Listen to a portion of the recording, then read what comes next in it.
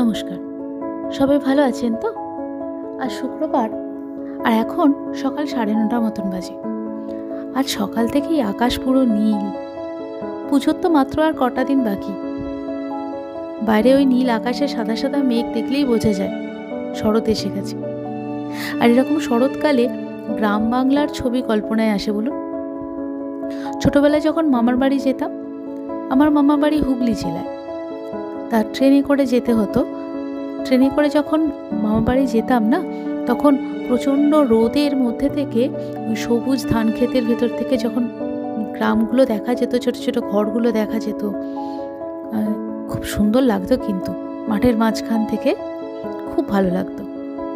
আজ তেমনই একটা গ্রাম বাংলার ছবি আঁকার চেষ্টা করলাম। আর তাছাড়া রং তুলিতে তো গ্রাম বাংলা চিরকালই সুন্দর। আমি কতটা ফোটাতে পারলাম সেটা তো আপনারা বলবেন।